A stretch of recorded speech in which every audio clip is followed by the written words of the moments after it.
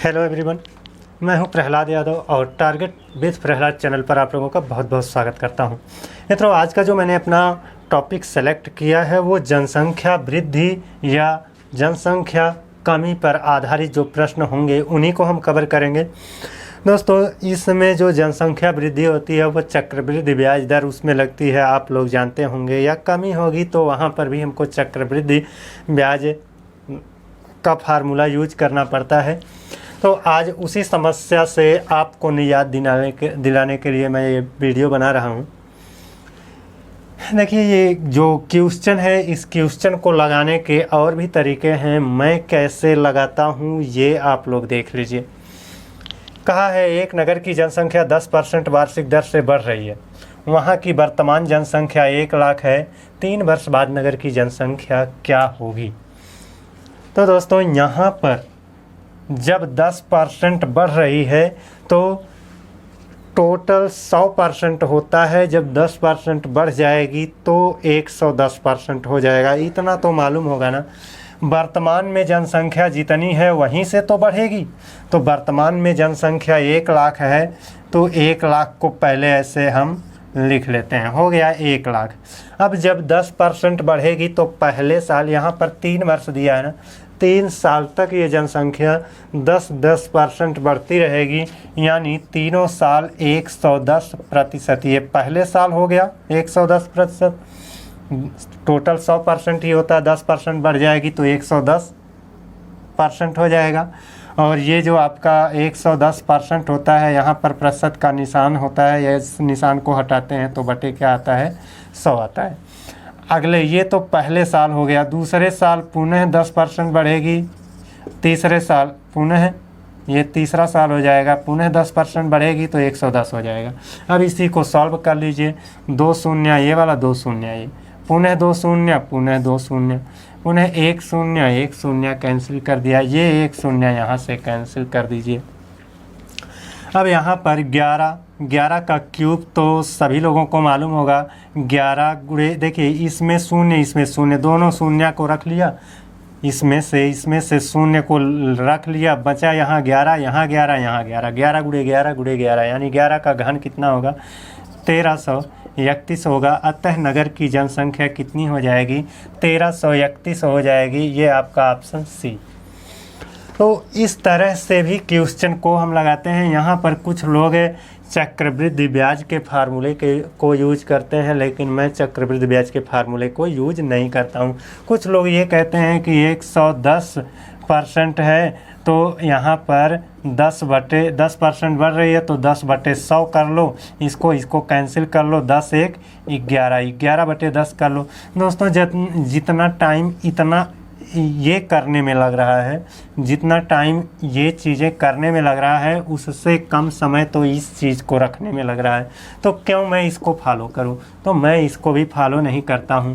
चक्रवृद्धि ब्याज वाला जो फार्मूला होता है उसको भी नहीं लगाता हूं, मैं सीधा यही करता हूं। 10% बढ़ा तो पहले साल 10%, दूसरे साल भी 10%, तीसरे साल भी 10%, तीनों साल 10% बढ़ गया। अब इसी को सॉल्व आउट कर लिया। हमको ये ईजी लगता है, आपको कैसा लगता है ये कमेंट करके ज़रूर बताइएगा। चलिए अब हम दूसरे क्वेश्चन की ओर चलते हैं। दूसरा क्वेश्चन हमारा क्या है, ये देखिए हमारा दूसरा क्वेश्चन है, और इस क्वेश्चन में क्या कह रखा है। कहा है एक गांव की आबादी 5% वार्षिक दर से बढ़ती है तो 2 सही 3/5 वर्ष बाद आबादी कितनी हो जाएगी यदि वर्तमान आबादी 40,000 हो तो।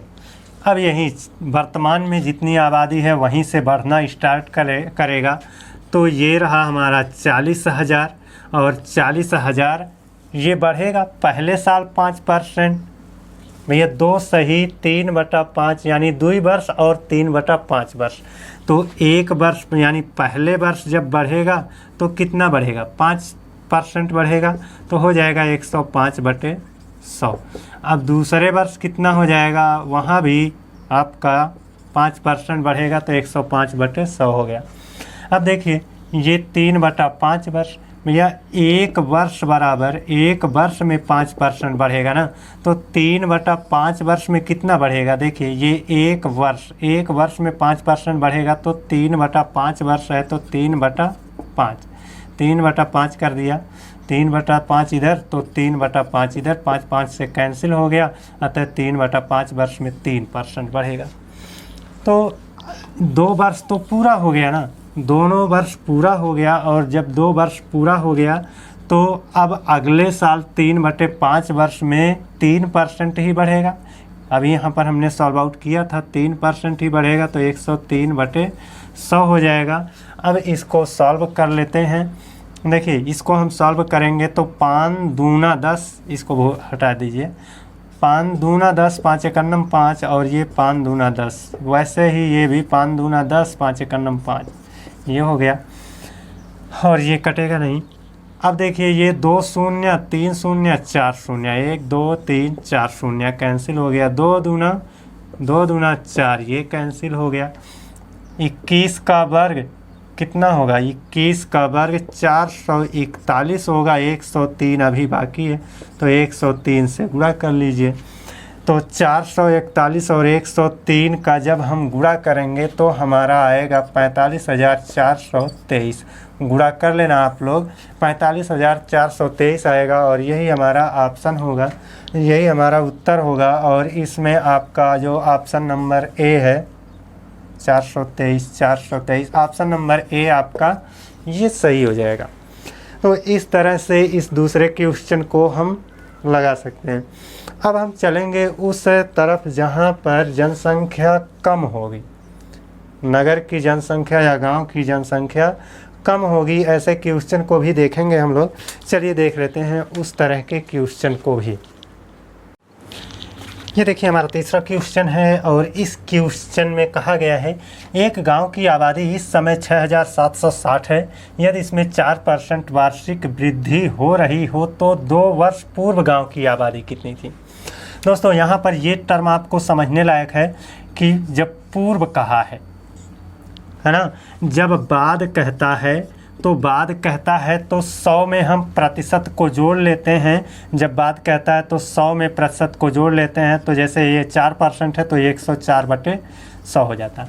लेकिन जब बाद कहता तब इतना करते हैं हम, 104/100 ये करते हम। लेकिन पूर्व कहा है तो पूर्व वाली कंडीशन में ये चीज़ पलट जाएगी, क्योंकि ये बाद और पूर्व ये दोनों आपस में विपरीत होते हैं, तो इनको भी विपरीत में ले जाएंगे तो 100 ऊपर हो जाएगा और 104 नीचे हो जाएगा।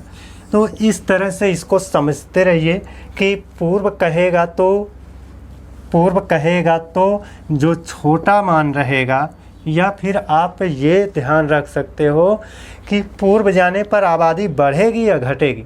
भैया वर्तमान में इतना है, आबादी तो बढ़ रही है ना, वर्तमान में इतना है तो 2 साल पहले कम रही होगी ना आबादी। जब 2 साल पहले कम रही होगी आबादी तो कम रहने की वजह से कम वाली वैल्यू को आपको ऊपर करना है और ज़्यादा वाली वैल्यू को आपको नीचे करना है। अगर यहीं पर कहे बाद 2 वर्ष बाद गांव की आबादी कितनी हो जाएगी, तो जनसंख्या बढ़ रही है और 2 वर्ष बाद जाएंगे हम तो जनसंख्या और ज़्यादा बढ़ जाएगी, और ज़्यादा बढ़ जाएगी तो यानी बढ़ जाएगी तो बड़ा मान ऊपर हो जाएगा। बाद वाली कंडीशन में बड़ा मान ऊपर हो जाएगा और छोटा मान नीचे हो जाएगा। तो इन चीज़ों को आप समझते रहिए। तो ये क्वेश्चन जब हम लगाएंगे तो देखिए कैसे लगाएंगे। यहाँ पर जो आबादी है उसको रख लेंगे, यहाँ 6,760 इसको हमने रख लिया 6,760। अब 4% की वृद्धि हो रही है तो 2 वर्ष पूर्व कहा है, पूर्व का मतलब 2 वर्ष पहले कम जनसंख्या थी, तो 4% माने 104 नीचे रहेगा, 100 ऊपर रहेगा, 100/104 यहाँ पुनः 104। अब इतने को सॉल्व कर लें, 13 8 104, 13 25 65, 13 दूना 26, और अब यहाँ 13 8 104, 13 चौके 52, 40 8 कन्नम 8 8 पंजे 40, और इसको अब डिवाइड कर दें, 4 दूना 8, 4 25 संयम 100, और 2 से इसको हम डिवाइड कर दें, 2 से इसको डिवाइड कर देंगे 50। ये हो गया 5 गुणे 50 गुणे 25। अब इसको यहाँ से ये वाला शून्य हम नीचे रख लें, 25 पंजे 125, 125 पंजे 625, ये आपका 6250 आपका उत्तर होगा, जो कि आपका ऑप्शन सी मैच कर रहा है। तो इस तरह से जब बाद वाला पूर्व वाली बात हो तो कैसे सॉल्व करना है, और जब बाद वाली बात हो तब कैसे सॉल्व करना है, इस चीज़ को आप ध्यान में रखिएगा। और अब हम अपना लास्ट वाला क्वेश्चन, अंतिम क्वेश्चन लेकर आ रहे हैं। इस क्वेश्चन को भी देख लीजिए। देखिए, ये हमारा चौथा क्वेश्चन है और इस क्वेश्चन को पढ़िए, और पढ़ने के बाद आप लगाएंगे तो इसमें अधिकतर विद्यार्थी भटक जाते हैं। भटकते क्यों हैं? क्योंकि यहाँ पर कहा है एक गांव की आबादी 20% प्रतिवर्ष की दर से घट रही है। जब आबादी घट रही है, यहाँ पर बताया गया है गांव की आबादी घट रही है, यदि 2 वर्ष पूर्व उसकी आबादी 10,000 थी तो वर्तमान आबादी क्या है? 2 वर्ष पहले ये आबादी कितनी थी? 2 वर्ष पहले ये आबादी 10,000 थी, ये 10,000 थी। तो भैया जब आबादी घट रही है 20% की दर से और 2 वर्ष पहले इतनी थी, तो 2 वर्ष पीछे 10,000 थी, और अब यानी वर्तमान में आते आते ये आबादी घटती घटती घट जाएगी ना। तो कहने का मतलब है कि 2 साल घटेगी 20% तो 80% यानी 80% गुणे 80%, 2 वर्ष हो गया ना, ये 1 साल हो गया और ये दूसरा साल। यहाँ पर समझिएगा, यहाँ पर अधिकतर स्टूडेंट क्या करेंगे, 100 को ऊपर 80 को नीचे रखेंगे। तो दोस्तों यही कन्फ्यूजन ना हो पाए, इसको समझ लीजिए, क्योंकि ये आबादी ऑलरेडी क्या हो रही है, घट रही है, और 2 साल पहले 2 वर्ष पूर्व उसकी आबादी 10,000 थी ऐसा बताया गया है। तो वर्तमान में आते आते आबादी घट जाएगी ना, और घट जाएगी।